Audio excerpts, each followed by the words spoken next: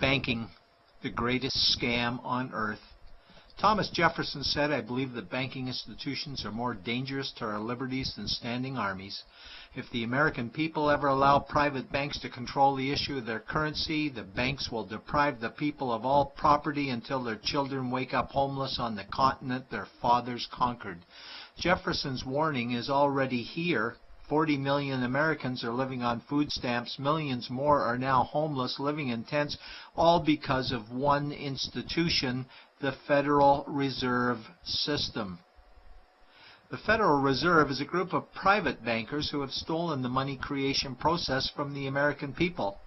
Most people still believe the Fed is an agency of the government working in our best interests. It is not. There is no greater form of evil in the world today, so let's explore the banking scam. None of us have ever been taught anything about money. The reason is to prevent us from learning the truth that money is a trick and money is a trap. When solving any crime, there's a universal truth: follow the money, but with the banking scam, follow it backwards. Where does money come from? The world's money supply is always growing. Where does all the new money keep coming from?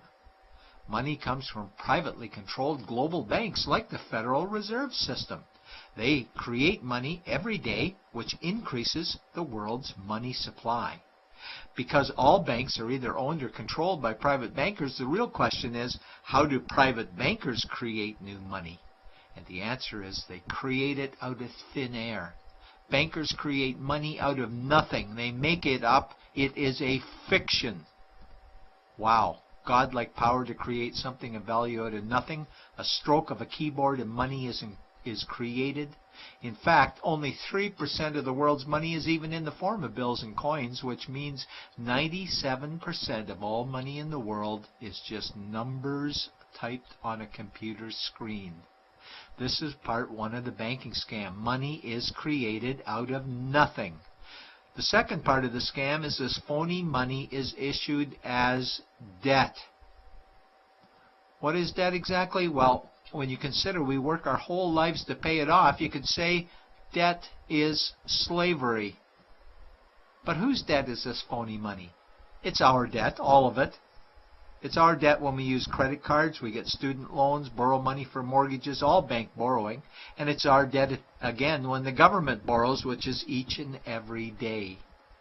In today's world, money is debt and debt is money, and don't forget the interest charges. Money equals debt and debt equals slavery, therefore money equals slavery. Our monetary system is a carefully concealed system of slavery. Why? Because our government can create the same money for free with no interest charges, just like they used to as the Founding Fathers designed it inside the United States Constitution for our protection against private bankers. The third part of the banking scam is very evil. When bankers create money from nothing and issue it as debt, they only create the principal portion of the debt. They do not create the money for the future interest payments. There is not enough money in existence for all of us to make our interest payments. In fact, our money creation system is even mathematically impossible. Money issued by the banks, principal debt, does not equal the money demanded back to the banks, principal plus interest. We are forced to play a game of musical chairs to see who can make their debt repayments. This guarantees a world of bankruptcy, competition, and scarcity of money. For example, we go to the bank to borrow money for a house, let's say $100,000.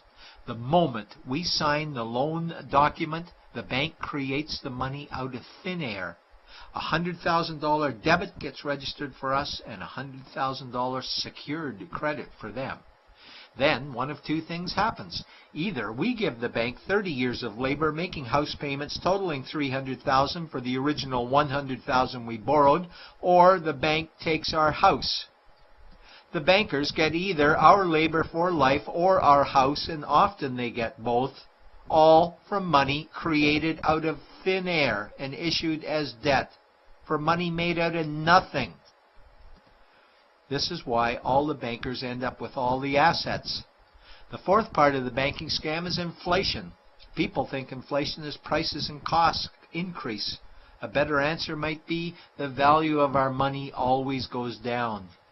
Inflation is created every time the central banks print money, which is every day.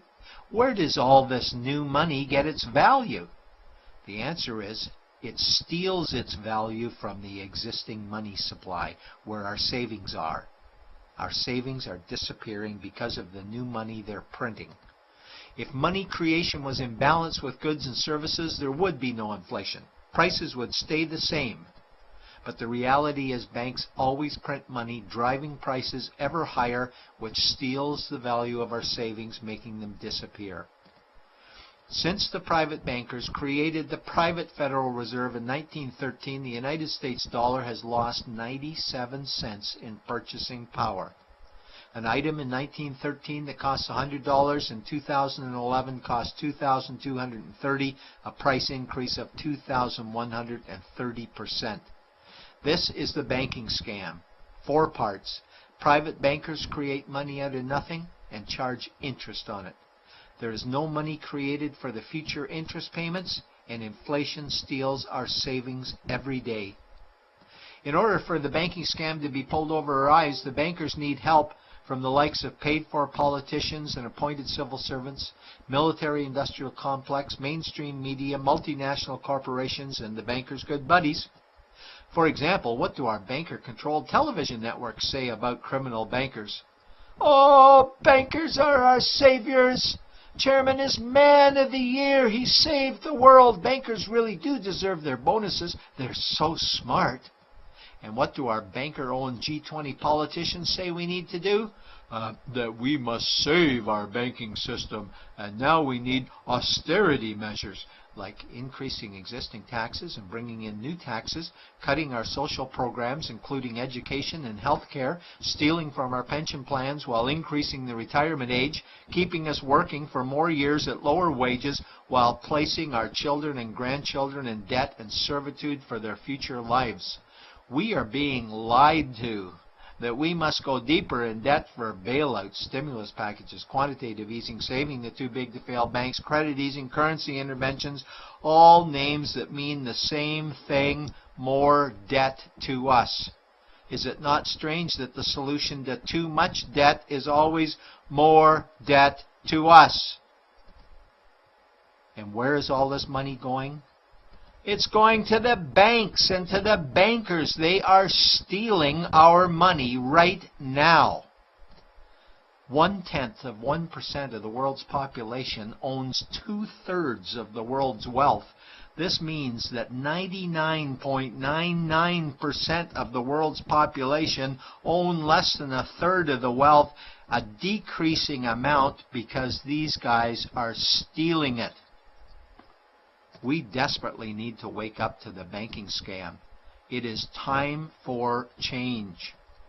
To retake control of our money system, we must stop supporting the banking scam. Lincoln said the government should create all the currency and credit needed to satisfy the spending power of government and the buying power of consumers.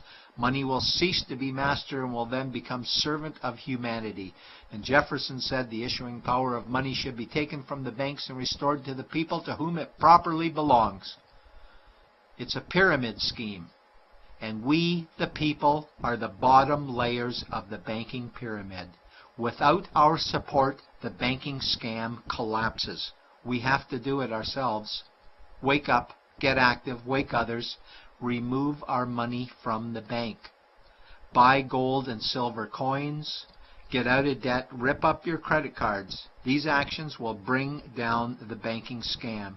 Only vote for politicians who support debt-free money, or run for office yourself, and turn off mainstream media to search for the truth while you still can. And support every effort to end the Federal Reserve System and all the privately owned central banks. Let's bring these criminals to justice to get our money and our countries back before it's too late.